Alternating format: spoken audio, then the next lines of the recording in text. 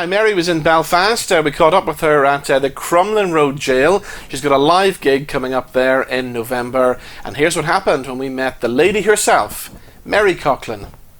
So, Mary, good to see you in Belfast today at the Crumlin Road Jail. Are you looking forward to playing the gig here in November? Yeah, I'm looking forward. I've never done the tour, but I was downstairs earlier this morning. It's a scary place. I was down in the tunnel that leads across the road. Oh, wow. But the first woman that I saw, curiously, when I was coming up, there's some framed photographs. Her name is Mary Doherty, which is my name.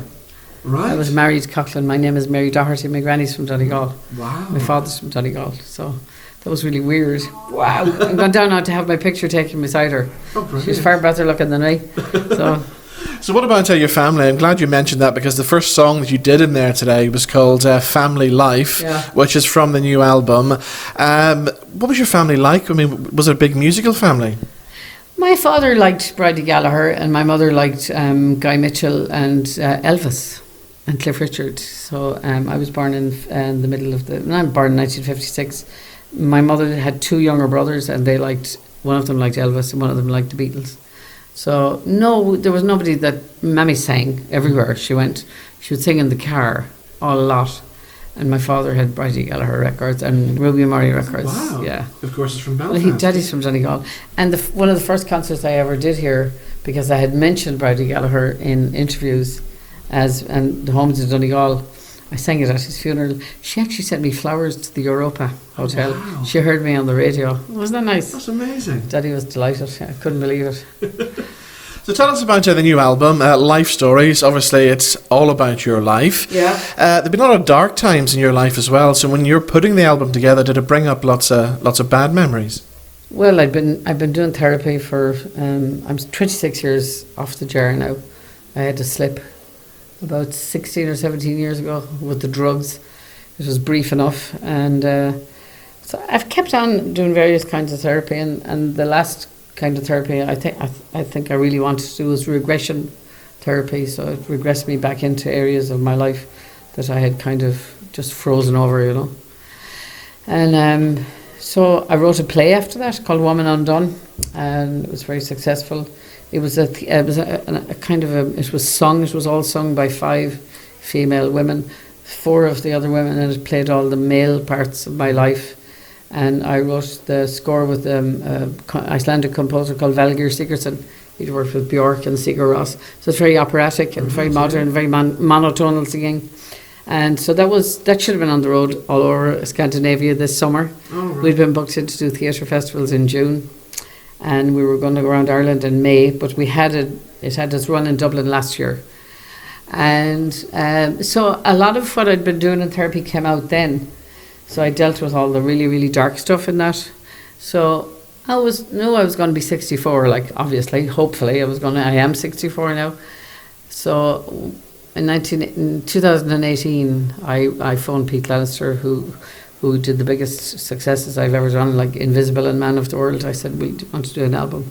So it's actually a lighter album, looking back on stuff, whereas the Woman Undone and the Scars on the Calendar album, they were in the thick of it, so to speak. Yeah.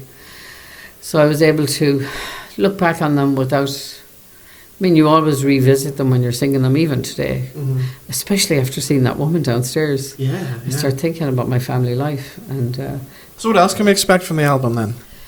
The new single we've had a single already, because it was released in Dublin a month ago. It was called Two Breaking Into One, which is about my second marriage breakup.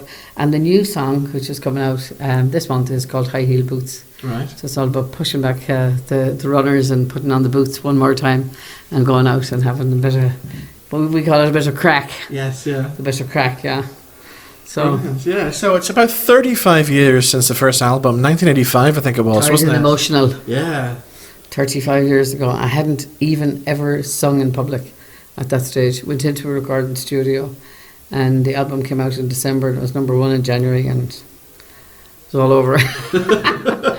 That was it. It was, I think people at that time in Ireland were doing a lot of traditional stuff and a lot of folk singing. So it was just something that was completely different.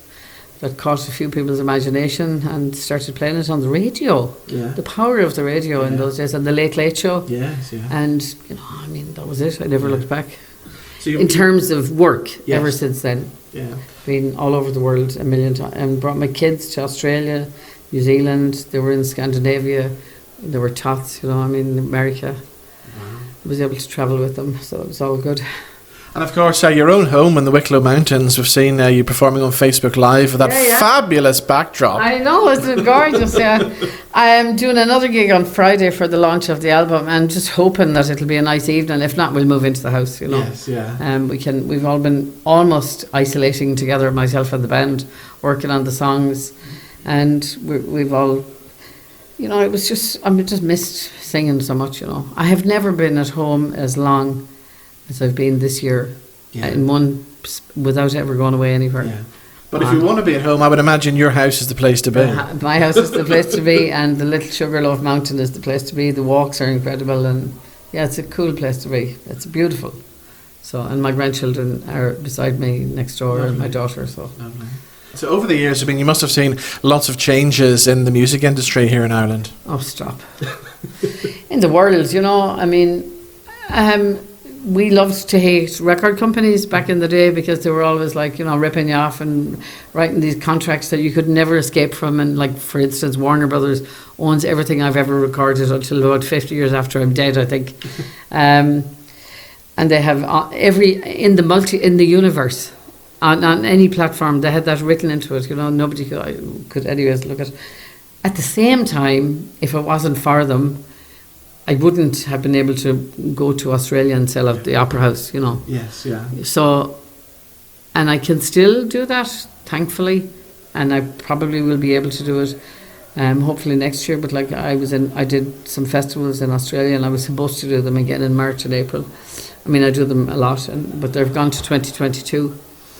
So, and I can go to Canada and just go to New York and do gigs. And if it wasn't for the work, but people had a different relationship with music. You found an artist, you bought the records, you went to a gig, and then you bought another record, and then you waited for another record. Like, that's the way I've worked all my life, you know, since Van Morrison, Leonard Cohen, you know, the Beatles albums. You buy them, you treasure them, you discuss them with your friends, and now it's just on your phone, you know. I mean, you know, I know we've moved on, but I know it's a silly old-fashioned thing to say, but it doesn't have the same. I know kids and my children. I have my youngest son is 23. He loves his music, and I go to a lot of. I went to see Kendrick Lamar with him last year, and I've been to see Eminem 3 or 4 times, 5 times. I love Eminem. Okay. There is. It's. I still like to make an album. Yeah. I have to make an album. I spend a lot of time, a year and a half, a lot of money. I love doing the cover. I love doing, you know, the whole writing the notes and writing the words down, so that everybody will, you know, do all that. And for somebody to just, you know, offer you 0.001 of a cent on Spotify it's beginning to really piss a lot of us off, you know. Yeah. So, you know, it's a good tool sometimes for you getting yourself out there, but not for me. Yeah. And I'm very, very lucky and very, very grateful because all the fans have been buying from my Facebook page and my website. Oh, great! Buying from me, and I write little pictures for them. Oh, lovely! I've done all these tiny little pictures that I used to do when I was a kid. During lockdown, I've done hundreds of them. Some days my hand, then I have to take a break, and then I start doing the envelopes. So if I notice that a place is in lockdown in Ireland, written like a Kildare, I put little hearts on it, you know, and, you know, so that's kind of. You know, it's kept me sane. Yeah, exactly, yeah. You know, because so there you go. The new album's out now. You've got the concerts coming up as well. Yeah. Are you always looking ahead to the future? Are you thinking about the next album? Before I came here yesterday, I swung by the Arts Office and I put in an application for a new funding for a new theatre show that I'm working on. Yeah, I'm almost on to the next thing. But I have to do a year of these songs. Yes, I have to gig them. Yeah. So the 35 concerts that I had, which were, you know, from Galway to Glastonbury via Norway and Germany and April, they will hopefully go ahead next year. Some of them have gone into September next year. Yeah.